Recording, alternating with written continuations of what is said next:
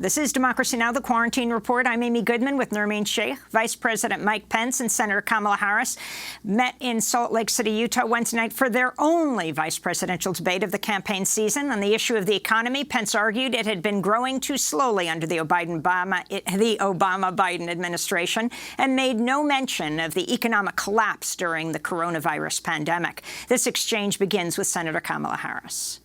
On the issue of the economy, I think there couldn't be a more fundamental difference between Donald Trump and Joe Biden. Joe Biden believes you measure the health and the strength of America's economy based on the health and the strength of the American worker and the American family.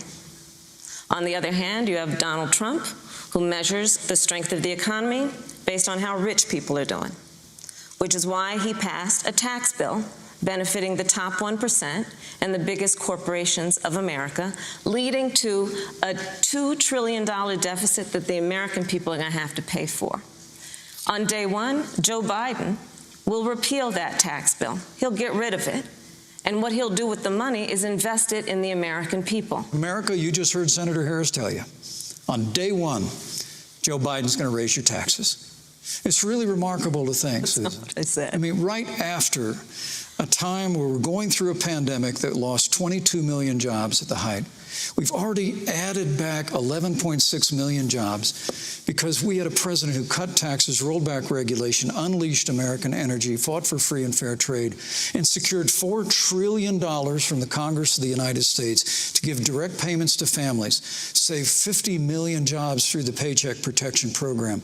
We literally have spared no expense to help the American people and the American worker through this. The American people know what I'm talking about. You know. I think about 20-year-olds. You know, we have a 20-year-old, a 20-something-year-old, who are coming out of high school and college right now, and you're wondering, is there going to be a job there for me?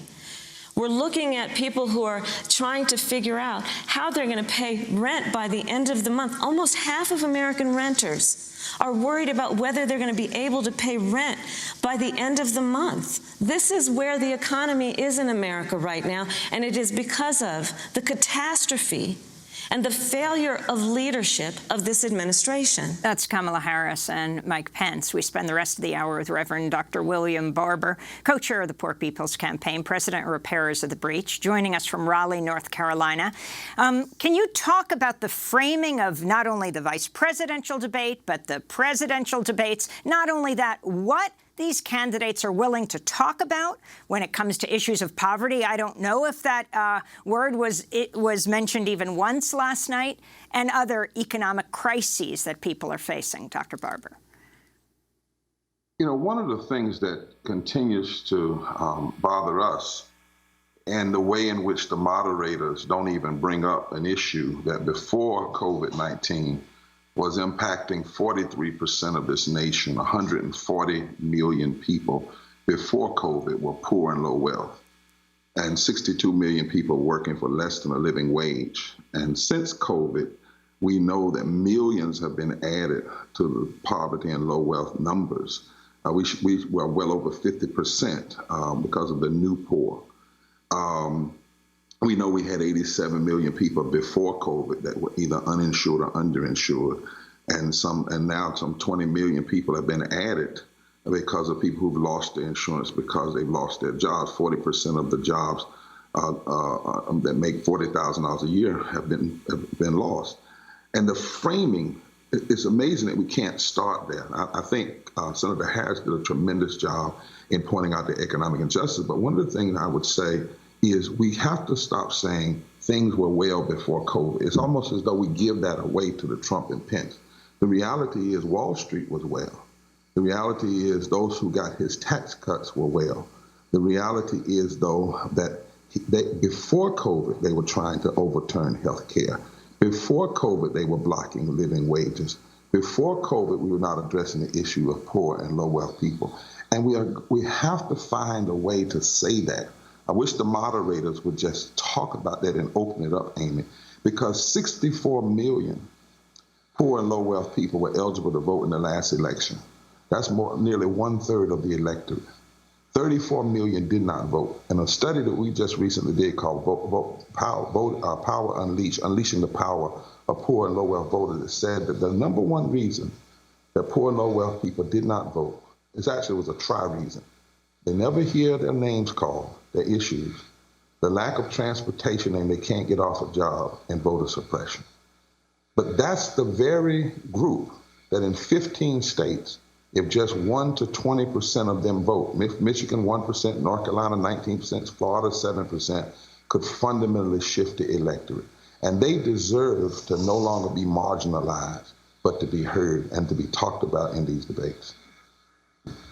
Reverend Barber, I'd like to ask you about one aspect of what this widespread poverty before the pandemic and after the pandemic has induced, namely food insecurity. According to the Census Bureau and the Department of Agriculture, the level of hunger in U.S. households has tripled since 2019, and the proportion of American children who sometimes don't have enough to eat is now as much as 14 times higher than last year. So could you talk about that particular issue and your assessment of the Biden-Harris plan, their anti-poverty proposal? Well, you know, when Pence talked last night, he told what my grandmother called a bold-faced lie. The first CARES Act, 83% of the money went to corporations and banks. It did not go to the people. And when we look at COVID-19, we know that the fissures of systemic racism and systemic poverty have actually allowed this pandemic to have a greater hold in our American society. We know that when we talk about death, we have to disaggregate that. It's not just people are dying, poor people are dying. People who make less than $50,000 a year are dying. Among people are dying who are among the poor, whether it be white, black, and disproportionately among black and brown and indigenous people. And that COVID has killed more people in the U.S. than Americans were killed in battle in 5 of our most recent wars: Korea, Vietnam, Iraq, the war in Afghanistan, and the Persian Gulf War. I mean, this is what we're talking about. And we're talking about this devastation that's happening among poor and low-wealth people.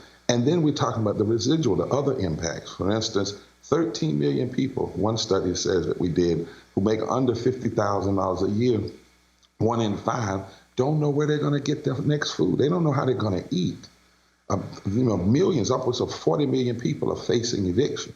One of the things I like about the fact of the Biden-Harris plan is that they are, number one, not talking about taking people's health care.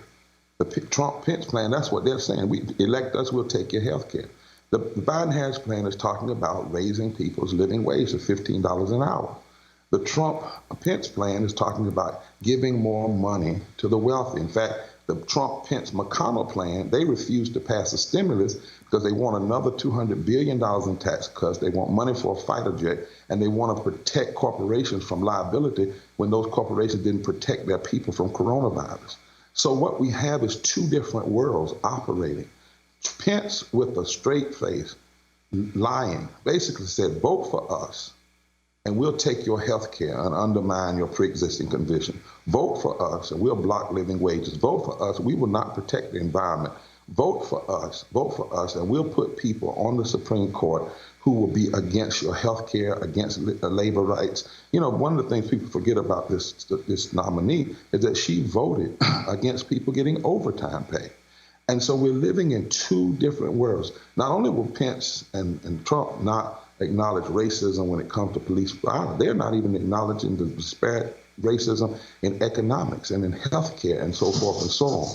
So on the one hand, while Biden and Harris may not be every fully where the poor people's campaign are, they're in the world of wanting to do more. They're in the sphere of wanting to increase. They're in the sphere of wanting to make sure that the people have what they need, as opposed to wanting to only secure the wealthy and the greedy. And it's tragic.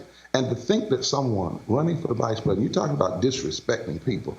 Number one, not only to lie to them, but to be so bold that you literally look people in the eye and say, in essence, vote for me and I'll take from you. Vote for me in the midst of a pandemic and I'll take health care, even in the midst of all of this death, There's something wrong with Trump and Pence. I mean, deep down in the soul, and McConnell and those and the Republicans who have decided to hold on to these positions. It's immoral, it's constitutionally inconsistent, it's economically insane, and it is a form of necropolitics, the politics of death that is contrary to everything we say we believe in on paper, like life, liberty, and the pursuit of happiness.